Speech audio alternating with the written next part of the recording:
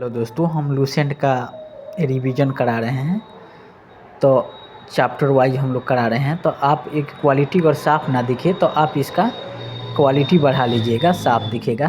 तो हम कम समय में रिपीट करेंगे इसको, चैप्टर वाइज चैप्टर। तो चलिए, हड़प्पा सभ्यता का सर्वाधिक मान्यता प्राप्त काल है। तो ये आपको 2500 से 1700 ईसा पूर्व है। हड़प्पा सभ्यता का सर्वाधिक मान्यता प्राप्त काल है 2500 से 1750 ईसा पूर्व। सिंधु घाटी की सभ्यता लिखित में से किस सभ्यता के समकालीन नहीं थी? तो ग्रीक की सभ्यता के समकालीन नहीं थी। सिंधु घाटी की सभ्यता लिखित में से किस सभ्यता के समकालीन नहीं थी? तो ग्रीक सभ्यता के समकालीन नहीं थी।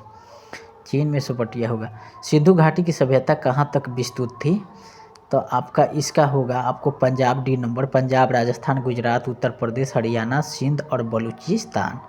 तो सिंधु घाटी की सभ्यता कहाँ तक विस्तृत थी? 3 नंबर के। तो आपका पंजाब, राजस्थान, गुजरात, उत्तर प्रदेश, हरियाणा, सिंध और बलूचिस्तान। उसके बाद यहाँ पे सिंधु घाटी की सभ्यता में घोड़े के अवशेष कहाँ मिले थे? तो आपका सुरकोटदा में मिले थे। सिंधु घाटी की सभ्यता में घोड़े के अवशेष कहाँ मिले थे? तो सुरकोटदा में मिले थे। उसके बाद है ना, सिंधु घाटी स्थल कालीबंगन किस प्रदेश में है? तो राजस्थान में है। सिंधु घाटी के स्थल कालीबंगन किस प्रदेश में है? तो राजस्थान में है। उसके बाद यहाँ पे देख लीजिएगा 6 नंबर, निम्नलिखित में से किस पदार्थ का उपयोग हड़प्पा की मुहरों मुद्राओं के निर्माण में मुख्य रूप से किया गया था? तो सिलखड़ी में किया गया था। निम्नलिखित में से किस पदार्थ का उपयोग हड़प्पा काल की मुहरों और मुद्राओं में निर्माण किया गया था? तो सिलखड़ी का किया गया था। हड़प्पा काल की मुहरों मुद्राओं में सिलखड़ी का उपयोग किया गया था। उसके बाद यहाँ पे देखिएगा, हड़प्पा सभ्यता किस युग की थी? तो कांस्य युग की थी। हड़प्पा सभ्यता किस युग की थी? तो कांस्य युग की थी। सिंधु घाटी सभ्यता के लोग का मुख्य व्यवसाय क्या था? तो व्यापार था। सिंधु घाटी सभ्यता के लोगों का मुख्य व्यवसाय क्या था? तो व्यापार था। शिकार मत मार दीजिएगा, सिंधु घाटी याद रखिएगा, व्यापार से रिलेटेड मार दीजिएगा। उसके बाद 9 नंबर देखिएगा, हड़प्पा सभ्यता के निवासी थे तो शहरी थे। हड़प्पा सभ्यता के निवासी थे, शहरी थे। सिंधु घाटी सभ्यता के घर किससे बनाए जाते थे? तो ईंट से बनाए जाते थे। सिंधु सभ्यता के घर किससे बनाए जाते थे? तो ईंट से बनाए जाते थे। हड़प्पा वासी किस वस्तु के उत्पादन में सर्वप्रथम थे? तो कपास में सर्वप्रथम थे। हड़प्पा वासी, सिंधु नहीं, हड़प्पा वासी किस वस्तु के उत्पादन में सर्वप्रथम थे? तो कपास में सर्वप्रथम थे। उसके बाद यहाँ पे है, निम्नलिखित में विद्वानों में से हड़प्पा सभ्यता का सर्वप्रथम खोजकर्ता कौन था? तो दयाराम साहनी था। लिखित विद्वानों में से हड़प्पा सभ्यता का सर्वप्रथम खोजकर्ता कौन था? तो दयाराम साहनी था। सिंधु सभ्यता का पतन नगर बंदरगाह कौन सा था? तो लोथल था। सिंधु सभ्यता का पतन नगर बंदरगाह कौन सा था? तो लोथल था। यहाँ पैमाने की खोज ने यह सिद्ध कर दिया कि सिंधु घाटी के लोग माप और तौल से परिचित थे। यह खोज कहाँ पर हुई थी? तो लोथल में हुई थी। पैमाने की खोज ने यह सिद्ध कर दिया कि सिंधु घाटी के लोग माप और तौल से परिचित थे। यह खोज कहाँ पर हुई थी? तो लोथल में हुई थी। माप तौल का, सिंधु घाटी के लोग माप तौल से परिचित थे, तो ये लोथल में माप तौल वाला याद रखिएगा। उसके बाद यहाँ पे हड़प्पा कालीन समाज किन वर्गों में विभक्त था? तो शिकायत में विद्वान, युवा, व्यापारी और श्रमिक में था। हड़प्पा कालीन समाज किन वर्गों में विभक्त था? तो विद्वान, युवा, व्यापारी और श्रमिक में था। सिंधु सभ्यता का सर्वाधिक उपयुक्त नाम क्या था? तो हड़प्पा सभ्यता था। सिंधु सभ्यता का सर्वाधिक उपयुक्त नाम क्या था? तो हड़प्पा सभ्यता था। उसके बाद यहाँ पे देख लीजिएगा 17 नंबर, 17 लिखित में से कौन सा लक्षण सिंधु सभ्यता के लोगों का सही चित्रण करता है?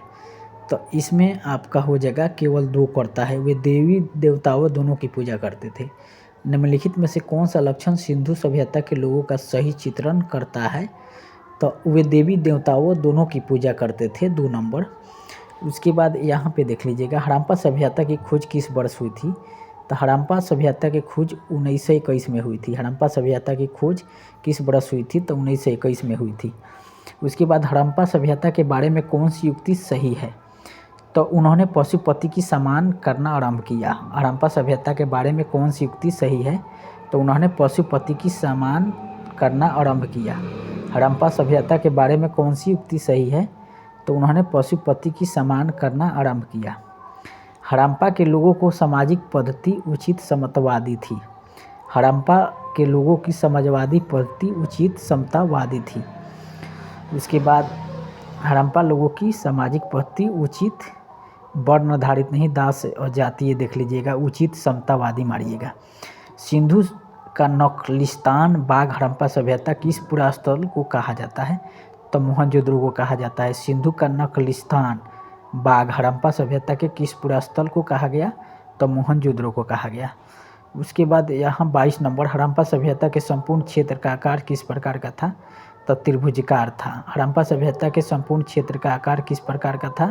तो त्रिभुजाकार था।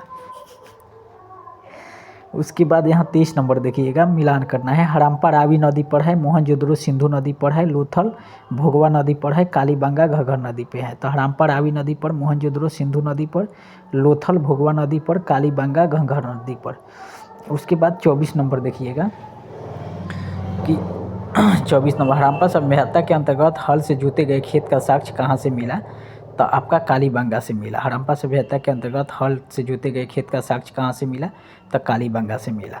सिंधु सभ्यता की ईंटों का अलकरण किस स्थान से मिला? तो कालीबंगा से मिला।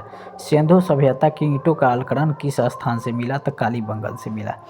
उसके बाद मोहनजोदड़ो कहाँ स्थित है? तो सिंध में स्थित है। मोहनजोदड़ो कहाँ स्थित है? तो सिंध में स्थित है।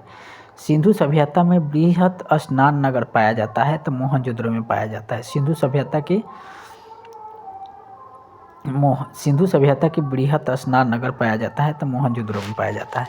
उसके बाद सिंधु सभ्यता की मुद्रा किस देवता के समतुल्य चित्रकन मिलता है? तो आदि शिव में मिलता है। सिंधु सभ्यता की मुद्रा में किस देवता के समतुल्य चित्रांकन मिलता है? तो शिव में मिलता है। निम्नलिखित में से कौन सा हड़प्पाकालीन स्थल गुजरात में था? तो गुजरात में लोथल था। निम्नलिखित में से कौन सा हड़प्पाकालीन स्थल गुजरात में था? तो लोथल में था। मोहनजोदड़ो का स्थानीय नाम है? तो मृतकों का टीला है। मोहनजोदड़ो का स्थानीय नाम है तो मृतकों का टीला है। तो ये हमको आज 13 नंबर कंप्लीट हो गया। अब हम देखेंगे दूसरा।